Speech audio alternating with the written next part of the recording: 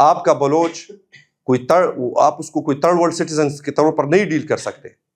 وہ آپ کے اگر آپ اس کو پاکستانی سمجھتے ہیں تو آپ کو ان کو قومی دائرے میں لانا ہوگا.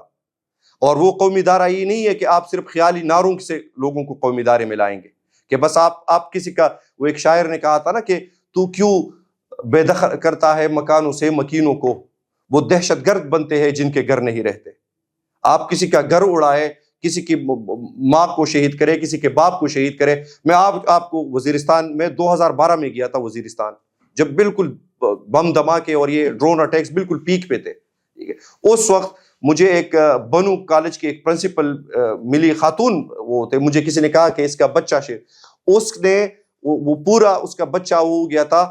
اس نے مجھے اپنے ایک بچے کی یہاں تک ہاتھ اس نے گھر پہ رکھا تھا، اس نے مجھے دکھایا. اس نے کہا مجھے بتائے ریاست پاکستان نے اس کو ڈرون حملے میں کیوں شہید کیا ہے؟ اس کا قصور کیا ہے؟ یہ کون سا مجرم ہے؟ اس نے کس کے خلاف اس نے پراکسی وار لڑی ہے؟ کس کے اعلی کار بنا ہے؟ یہ وہ سوال ہے جو ہمیں خود اس کے جواب ڈھونڈنے چاہیے، اور یہ ریاست کو اس میں سنجیدگی دکھانی ہوگی. ہم بلوچوں کو دیکھیں، پاکستان اگر آزاد ملک ہے نا تو پھر نہ یہاں کوئی آقا ہے نہ ہم کسی کے غلام ہیں.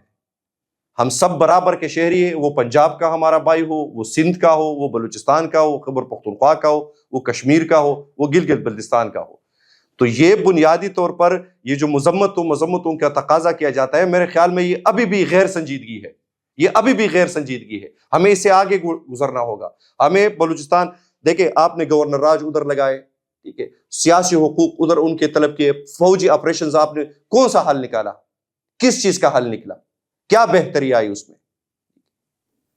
تو بات یہ ہے کہ اس کو سیاسی لوگ اس کا مسئلہ کا حل نکال سکتے ہیں ان کو. اور وہ یہ نہیں جو فارم 47 کے بنیاد پہ سیاسی اسٹرکچر کھڑا کیا گیا ہے.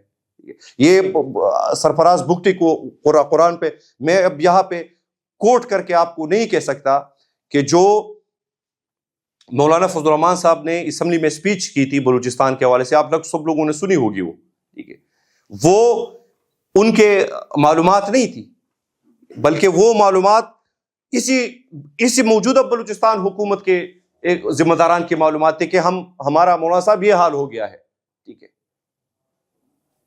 تو یہ کوئی ایسی بات نہیں ہے کہ اس میں ہم پوائنٹ سکورنگ کرے کہ یہاں پہ بھی جب مہرنگ بلوچ آئی تھی تو ہمارے صحافی اس کے منہ میں یہ سوال ٹھوس رہے تھے کہ مذمت کرے جی، مذمت کرے جی، مذمت کرے. اس رویوں نے تو ہمیں یہاں تک پہنچایا ہے. اس رویوں نے تو پاکستان کی وحدت کو تباہ و برباد کیا ہے. ہمیں اس رویوں سے نکلنا ہوگا. ہمیں ایک دوسرے کے وجود کو ماننا ہوگا. ہمیں ایک دوسرے کے دکھ اور درد کو سمجھنا ہوگا، اور اس پہ نمک پاشی نہیں کرنی ہوگی بلکہ اس پہ مرہم رکھنا ہوگا. ٹھیک ہے، بھائی چارے سے ایک معاملات کو آگے بڑھانا ہوگا.